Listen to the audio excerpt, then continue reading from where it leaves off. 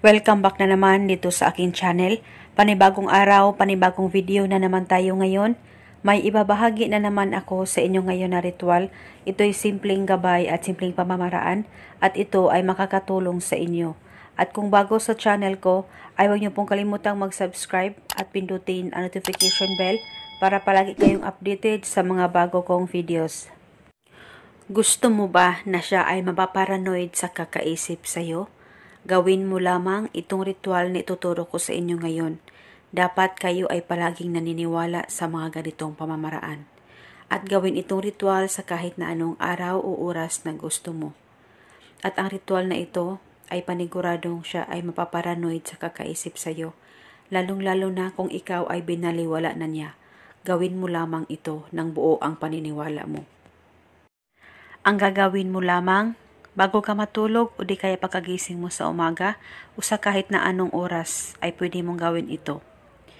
Kumuha ka lamang ng kahit na anong kulay na panulat at isulat mo lamang sa palad mo ang pangalan at apelido ng partner mo o ng mahal mo ng isang beses, pangalan at apelido niya. At pwede po all capital letters po ang pagkasulat ng kanyang pangalan at apelido. At pagkatapos nito, kumuha ka lamang ng kaunting asin. Ilagay ito sa palad mo na may pangalan niya at pagkatapos ilapit ito sa baba mo at ibulong mo lamang ang spell na ito. Pangalan at apelido, ikaw ay mapaparanoid sa kakaisip sa akin. Ibulong mo lamang ito ng 7 beses. At pagkatapos ay pwede mo nang ihipan itong asin. Pwede ito ihipan sa basurahan o di kaya sa lababo. At pagkatapos mong magawa ang ritual na ito, ay paniguradong siya ay mapaparanoid sa kakaisip sa iyo. At pwede ka naman magdagdag o ibahin ang hiling, wala pong problema.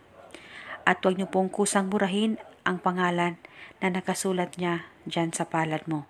At pwedeng gawin itong ritual sa ka-LDR o sa karelasyon na nagkamalabuan na matagal lang hindi tumatawag o nagpaparamdam sa iyo. Ay pwede mo pa rin gawin ang ritual na ito. At kung may katanungan po kayo, mag-comment lang po kayo sa baba. At ito muna sa ngayon. Maraming salamat po sa panonood.